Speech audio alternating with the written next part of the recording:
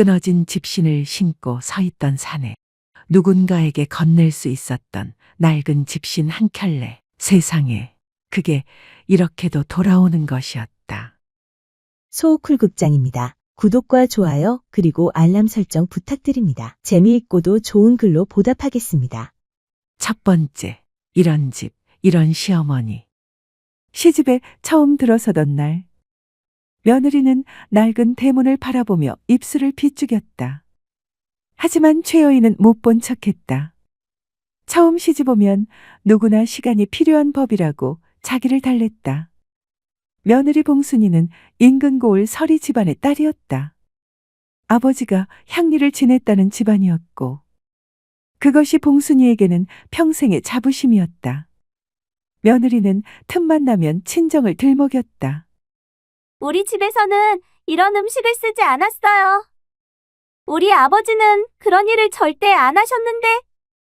시집은 늘 부족한 쪽이었고, 시집의 방식은 늘 못 배운 쪽이었다. 그래도 최여인은 참았다. 아들이 좋아하는 여자니까, 집안이 편해야 하니까, 자식 앞에서 창피를 주어서는 안 되니까. 참는 이유는 얼마든지 만들 수 있었다. 그러나 참는 것도 한계가 있었다. 첫 아이가 태어나던 해였다. 산후조리를 돕겠다며 사돈댁이 일주일째 머물던 어느 저녁이었다. 최여인이 미역국을 끓여 들어서는데 사돈이 봉순이에게 하는 말이 들렸다. 내가 불쌍하다. 이런 집에서 이런 시어머니 모시고 살아야 하니. 봉순이는 아무 말이 없었다. 부정하지 않았다. 최여인은 미역국 뚝배기를 방 안에 놓고는 아무 말 없이 나왔다. 부엌으로 와서 아궁이 앞에 쪼그려 앉았다. 불이 꺼진 아궁이였다. 한참을 그렇게 앉아 있었다. 화를 내지도 울지도 않았다. 그러기에는 그 말이 너무 차고 너무 매웠다. 이런 집, 이런 시어머니. 그 말이 귓가에서 며칠을 맴돌았다. 두 번째, 이름 대신 과수댁으로 불린 여인. 최여인은 젊어서 남편을 여윈 과부였다. 그녀의 하루는 언제나 새벽닭이 울기 전부터 시작되었다. 젊어서부터 지금까지 변함이 없었다. 아궁이에 불을 지피고 솥에 죽을 올려 끓인 다음 등짐을 지고 장터에 나가서는 팔았다. 그 반복된 하루들이 쌓여 그녀의 허리를 굽혔고 손마디를 굵게 만들었다. 외아들 만석이 장가를 들던 날, 최여인은 처음으로 오래 울었다. 기쁨의 눈물이었다. 홀로 키운 아들이 짝을 얻었으니 길고 길었던 고단한 세월이 끝나는 것 같았다. 그 눈물이 그녀의 마지막 기쁜 눈물이었다는 것을 그때는 알지 못했다. 세 번째, 구석으로 밀린 자리. 세월이 흐를수록 최여인은 점점 구석으로 밀렸다. 봉순이는 살림을 주면서 부엌의 주도권도 가져갔다. 최여인은 부엌에 들어서면 며느리의 눈치를 보게 되었다. 어머니, 거기 두세요. 제가 할게요. 하는 말은 밝고 공손했지만 그 뒤에 숨은 뜻은 달랐다. 당신은 여기 있지 말라는 것. 만석은 아내와 어머니 사이에서 늘 아내 쪽을 택했다.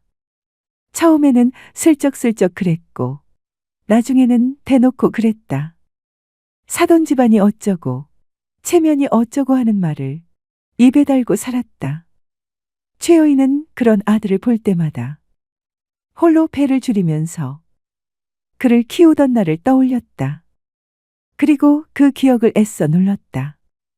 어미의 도리가 아니라고 생각했기 때문이다.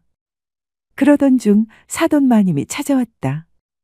집안이 조금 어려워 그러니 돈이 필요하다면서 논을 팔아서라도 도와달라는 것이었다. 말이 부탁이었지 사실상 명령이었다. 사돈에게 돈을 부탁하다니 있을 수 없는 일이었다. 최여인은 눈을 딱 감고 거절했다. 그 논은 제가 평생을 일해서 겨우 만든 논입니다. 못 팔겠습니다. 그날 이후 며느리의 태도가 달라졌다. 밥상에 반찬이 줄었고 다정한 말이 사라졌다. 만석은 어머니가 사돈댁의 예의를 잃었다며 타박했다. 최여인은 그 말을 듣고 밤새 천장을 바라보았다. 내가 예의를 잃었구나. 억울하다는 말도 서럽다는 말도 입 밖으로 꺼내지 않았다. 꺼낼 곳이 없었다. 들어줄 사람이 없었다. 세상에서 가장 좋은 것은 눈보라가 아니라 말할 곳이 없는 마음이었다. 결국 만석 내외는 이듬해 봄 사돈집 가까운 곳으로 이사를 나갔다. 장인의 뒤를 이어 서리벼슬을 아들이 이어받았기 때문이다. 이사 가던 날 봉순이는 살림을 싸면서 최여인의 물건들을 구분하지 않고 뒤섞어 놓았다. 최여인의 낡은 반다지, 남편 기일에 쓰던 제기, 아들이 돌 때 입었던 옷까지. 봉순이에게 그것들은 그냥 묵은 짐이었다. 최여인은 그것들을 혼자 추려 정리했다. 아들 내외는 이사 가면서 뒤를 돌아보지 않았다. 네 번째, 아무도 반기지 않은 셋째 손자. 그렇게 최여인은 혼자가 되었다. 집안이 갑자기 넓어진 것 같았다. 아무도 없으니 넓었고 아무도 없으니 추웠다. 그나마 셋째 손자 복동이가 곁에 남았다. 복동이는 태어나면서부터 왼쪽 다리를 절었다. 봉순이는 아이를 보자마자 얼굴을 돌렸다. 사돈댁 마나님은 전생에 죄를 지어 그렇다. 고했다. 만석은 아이를 안아보지도 않았다. 대신 최여인이 그 아이를 안았다. 이름은 복동이라 하자. 복이 많은 아이라는 뜻이다. 아무도 반기지 않는 아이에게 이름을 지어준 것은 최여인이었다. 이사를 나가면서 봉순이는 복동이를 데려가지 않았다. 시어머니에게 두고 가는 것이었다. 최여인은 그것을 내심 다행으로 여겼다. 그 집에서 자랄 아이가 아니었다. 복동이는 그렇게 최여인의 아이가 되었다. 여인은 아이를 업고 논두렁을 걸었다. 절뚝거리며 따라오는 아이의 손을 꼭 쥐었다. 아이가 넘어지면 일으켜 세웠고 아이가 울면 등에 업었다. 아들에게 받지 못한 것들을 손자에게 주었다. 아들에게 잃은 것들을 손자에게서 되찾았다. 그런데 복동이가 12살이 되던 해 저잣거리에 소문이 돌기 시작했다. 한양에 있는 어느 명의가 다리를 고칠 수 있다는 것이었다. 몇몇 사람들이 고쳐진 아이들을 직접 보았다고 했다. 최여인은 밤새 잠을 이루지 못했다. 하지만 한양은 너무 멀었고 수중에는 돈이 없었다. 논 두어 떼기가 있었지만 그것을 팔면 먹고 살 길이 막막했다. 만석에게 손을 벌리고 싶지 않았다. 며느리 봉순이 앞에서 아쉬운 소리를 한다. 생각만 해도 가슴이 막혔다. 거절당하는 것이 두려운 것이 아니었다. 제 부모가 하는 행태를 보고 복동이가 상처받을까봐 두려웠다. 최여인은 복동이를 앞에 앉혀놓고 조용히 달랬다. 복동아, 할머니가 돈을 더 모으면 한양에 꼭 데려갈게. 조금만 기다려라. 아이는 고개를 끄덕였다. 하지만 그 눈빛이 너무 순해서 최여인은 뒤돌아 눈물을 훔쳤다. 조금만 기다려라. 그 말을 하는 동안 여인은 알고 있었다. 그 말이 지켜질 수 없는 약속일 수도 있다는 것을. 그것은 그녀의 한이 되었다. 평생 그녀를 들볶고 잠 못 이루게 만드는 단단하고 무거운 돌덩어리. 5번째, 비 오는 날 문을 두드린 사내. 마을은 작은 개울 하나를 사이에 두고 관하로 통하는 길과 이어져 있었다. 비가 오면 개울이 불어 나그네들의 발을 묶는 일이 많았다. 최여인의 집은 마침 그 개울 옆이었다. 그해 가을 유독 비가 잦았다. 저녁 무렵 낡은 대문을 흔드는 소리가 났다. 최여인이 문을 열자 한 사내가 서 있었다. 나이는 40 언저리쯤 되어 보였는데 선비처럼 보였지만 행색은 거린에 가까웠다. 도포는 진흙으로 얼룩지고 갓은 찌그러졌으며 집시는 한쪽이 끊어져 있었다. 아주머니, 하룻밤만 신세를 져도 되겠습니까? 개울이 불어 더는 길을 갈 수가 없습니다. 최여인은 사내를 위아래로 훑어보았다. 볼품없는 행색이었지만 나쁜 사람은 아닌 것 같았다. 최여인은 잠깐 망설였다. 하지만 비에 젖은 사람을 돌려보내는 짓은 아무래도 할 수 없었다. 들어오세요. 짧은 한마디였다. 6번째, 낡은 집신 한 켤레. 최여인은 사내에게 아들이 쓰던 방을 내주었다. 만석이 나간 이후 늘 비어있던 방이었다. 식은 밥과 된장찌개를 내어놓았고 아랫목에 이불을 깔아주었다. 사내는 연신 머리를 숙이며 감사하다고 했다. 내일 아침에 물이 빠지면 가세요. 어디 먼 길 가시는 모양이지요? 예, 한양까지 가야 합니다. 한양이요? 멀기도 하네요. 최여인은 더 묻지 않았다. 양반 세계의 일은 자신과 다른 세상 이야기였다. 이튿날 새벽 최여인은 일찍 일어나 밥을 지었다. 된장에 나물을 무치고 아껴두었던 달걀 2개를 삶았다. 행여 길 가다 허기질까 싶어 보자기에 주먹밥도 2어덩이 쌌다. 문득 어젯밤 사내에 끊어진 집신을 본 생각이 나서 고방에 들어가 오래된 집신 한 켤레를 꺼냈다. 아들이 신다 남긴 것이었다. 낡았지만 멀쩡했다. 사내는 밥상을 받고 잠시 말을 잇지 못했다. 아주머니, 이 은혜를 어찌 갚아야 할지.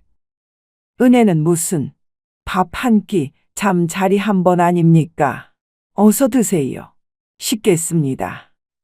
최여인은 퉁명스럽게 말했다. 늘 그랬다. 고마운 말을 들으면 어쩔 줄 몰라 퉁명스러워지는 것이 그녀의 방식이었다. 사내가 떠날 때 최여인은 집신 한 켤레와 주먹밥을 보자기에 싸서 건네주었다. 먼 길이니 조심해서 가세요. 사내는 보자기를 2 손으로 받아들고 긴 절을 올렸다. 얼마나 깊이 허리를 굽혔는지 가끈히 땅에 닿을 뻔했다. 최여인은 나그네가 개울을 건너 언덕 너머로 사라질 때까지 서서 바라보았다. 세상이 나에게 준 것은 아무것도 없지만 그래도 다른 사람에게 무언가를 건넬 수 있다는 것. 그날 아침 그것이 이상하게 위안이 되었다. 그것이 전부였다. 그리고 그녀는 그 전부를 곧 잊었다. 7번째, 잊힌 것들, 남겨진 것들. 세월은 강물처럼 흘렀다. 그 사내의 얼굴은 점점 흐려졌다. 이름도 몰랐고 어디서 온 사람인지도 몰랐다. 기억이란 그런 것이었다. 선명하게 남는 것은 사건이 아니라 감정이었다. 비 오는 날이면 그날 저녁이 가끔 떠올랐다. 처마 밑에서 빗물을 맞던 그 눈빛, 그뿐이었다. 그 사이 흉년이 여러 번 반복됐고 최여인의 삶은 더 고단해졌다. 날이 갈수록 손자의 다리를 치료할 기회는 멀어지는 것 같았다. 아이는 무럭무럭 자랐고 의원은 뼈가 굳기 전에 고쳐야 한다고 했는데 시간만 흐르고 돈은 모이지 않았다. 복동이가 잠든 밤이면 최여인은 아이의 짧은 다리를 손으로 감싸고 오래 앉아 있었다. 내가 더 잘났더라면, 더 가진 것이 있었더라면, 그런 생각이 가슴을 짓눌렀다. 8번째, 형조판서라 하옵니다. 복동이가 15이 되던 해 봄이었다. 관아에서 사람이 왔다. 포졸도 아니고 아전도 아닌 갓을 쓴 단정한 중년 사내였다. 마을 어귀에서부터 물어물어 최여인의 집을 찾아왔다. 이 마을에 최 씨 성을 가진 여인이 사신다고 들었습니다. 혹시 10여 년 전 가을비 오던 날 길 잃은 나그네를 재워주신 분이십니까? 최여인은 기억을 더듬었다. 10여 년 전, 가을비, 나그네. 그런 사람이 있긴 했습니다만. 사내가 공손하게 허리를 굽혔다. 그때 그 나그네가 바로 저희 주인 어른이십니다. 현재 형조판서로 계신 조 대감이십니다. 대감께서 오래전부터 찾으셨습니다. 최여인은 멍하니 서 있었다. 형조판서. 그것이 어떤 자리인지 산골 여인도 알았다. 나라에서 형벌과 법을 다루는 으뜸 벼슬. 그 사람이 끊어진 집신을 신고 처마 밑에 서 있던 그 사내가 그 양반이 어디 아프지는 않으시지요? 최여인이 엉뚱한 소리를 했다. 사내가 잠깐 놀란 표정을 지었다가 이내 미소를 지었다. 아니옵니다. 아주 건강하십니다. 다만 할머니를 꼭 한번 모셔오라고 하셨습니다. 그리고 손자분도 꼭 데리고 오라고. 손자분이라. 그 어른이 복동이를 왜? 그 말을 전해 들은 마을 사람들이 하나둘 나와서 구경했다. 그 틈에 누군가가 만석에게도 소식을 전했다. 다음 날 만석이 봉순이와 함께 허겁지겁 어머니 집으로 왔다. 봉순이는 살갑게 차를 내오고 싱글벙글 웃으며 최여인 곁에 바짝 붙었다. 어머니, 제가 모시고 가겠습니다. 어머니, 좋은 옷을 입으셔야지요. 하며 부산을 떨기도 했다. 최여인은 그 모습을 조용히 바라보았다. 아무 말도 하지 않았다. 하지만 속으로 생각했다. 입속의 혓바닥처럼 간사하다는 말이 이런 것이었구나. 서럽지 않았다. 다만 오래도록 무거운 무언가가 천천히 녹는 것 같았다. 오랜만에 어머니 집에 온 만석이 마당에 어색하게 서 있었다. 최여인은 그를 담담하게 바라봤다. 9번째. 손자 손을 잡고 한양 가는 길. 최여인이 복동이의 손을 잡고 가마에 오른 것은 그로부터 사흘 뒤였다. 한양은 머리에 털나고 처음이었다. 산만큼 높은 기와집들, 저작거리의 북적임, 사람의 물결. 복동이는 두 눈을 크게 뜨고 창밖을 바라보았다. 최여인은 그 손을 꼭 쥐고 있었다. 조대감의 집은 넓고 조용했다. 마당에 나와 기다리던 대감은 최여인을 보자 천천히 다가왔다. 머리카락은 휘어졌지만 그 눈빛은 여전했다. 처마 밑에서 비를 맞던 거짓없던 그 눈빛. 할머니, 안녕하셨어요. 대감이 먼저 허리를 굽혔다. 깊고 오래도록. 최여인은 눈물이 날 것 같았지만 참았다. 대신 늘 하던 대로 퉁명스럽게 말했다. 아이고, 이제는 허리 굽히기도 불편하신 어른이 왜 이러십니까? 대감이 웃었다. 그 웃음이 너무 따뜻해서 최여인은 그만 눈물을 흘리고 말았다. 대감은 복동이의 이야기를 이미 들어 알고 있었다. 사람을 보내 미리 사정을 파악해 두었기 때문이다. 그날 저녁 최여인이 미처 방에 자리를 잡기도 전에 한양 최고의 의원이 대감의 집 사랑채에 와 있었다. 의원은 복동이의 다리를 살펴보더니 말했다. 고칠 수 있습니다. 뼈가 아직 자라는 중이라 지금이 바로 고칠 때입니다. 최여인은 그 말을 듣는 순간 두 손으로 얼굴을 감쌌다. 조금만 기다려라. 복동이에게 했던 그 말이 떠올랐다. 그 말은 거짓말이 아니었다. 그런데 희한하게도 이렇게 이루어지다니. 자기가 우는 것인지 웃는 것인지 그녀 자신도 몰랐다. 10번째. 처음으로 두 발로 선 손자. 복동이는 두 달의 치료 끝에 두 발로 똑바로 섰다. 아직 완전하지 않았고 한쪽 다리는 여전히 조금 짧았지만 예전처럼 절뚝이지는 않았다. 아이는 마당을 걸어다니며 믿기지 않는다는 얼굴로 자꾸만 제 발을 내려다보았다. 최여인은 마루에 앉아 그 모습을 바라보았다. 평생 굽히고 살았던 허리가 그 순간만큼은 펴지는 것 같았다. 이런 집, 이런 시어머니라는 말을 들으며 꺼진 아궁이 앞에 쪼그리고 있던 그 저녁이 아주 먼 옛날의 일처럼 느껴졌다. 대감은 그것으로 끝내지 않았다. 복동이를 위하여 서당을 주선해 주었고 아이가 자라 글을 익히고 몸을 쓰는 일을 배울 수 있도록 길도 열어주었다. 최여인에게도 편히 살 수 있는 집과 식량을 마련해 주려 했지만 여인이 고개를 저었다. 내 고향 산천이 더 좋습니다. 거기서 살다 거기서 죽겠습니다. 대감은 더 이상 말리지 않았다. 여인이 떠나는 날 아침, 쌀 한 가마와 포목 몇 필, 그리고 작은 비단보자기 하나를 대감이 건네었다. 이것은 제 마음입니다. 받아주십시오. 보자기 안에는 집신 한 켤레와 은자 20냥이 들어있었다. 은자는 제쳐두고 최여인은 집신을 먼저 보았다. 새 것이었다. 촘촘하게 짜인 왕골 집신.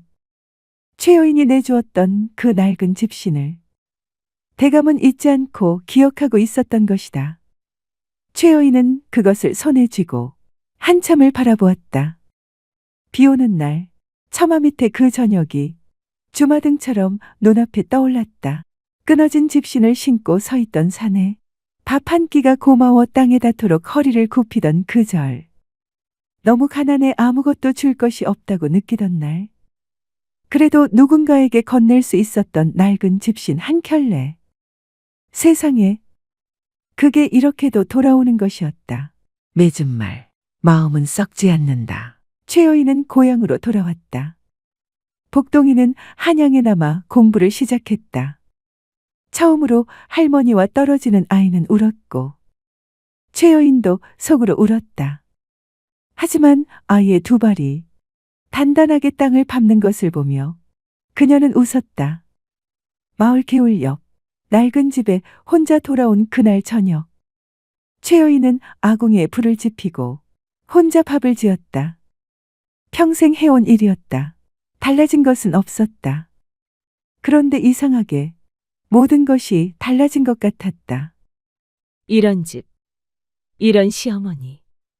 한때 가슴에 박혀있던 그 말이 이제는 바람처럼 지나갔다.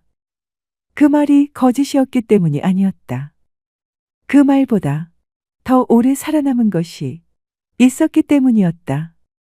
비에 젖은 사람을 그냥 두지 못하는 마음, 끊어진 집신을 안타까워하는 마음, 새 집신이 아니라 미안해하면서 낡은 집신을 주던 그 마음, 그 마음이 결국 자신의 진짜 모습이었다. 그녀는 비단 보자기에서 집신을 꺼내 방 한켠에 가지런히 놓았다.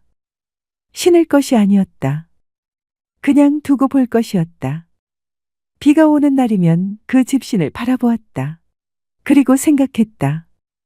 사람이 사람에게 건네는 것은 밥 한 끼가 아니다. 그것은 마음이다. 그리고 마음은 아무리 세월이 흘러도 썩지 않는다. 개울물 소리가 들렸다. 최여인은 눈을 감았다. 입가에 옅은 미소가 번졌다. 바깥에는 가을비가 내리기 시작했다.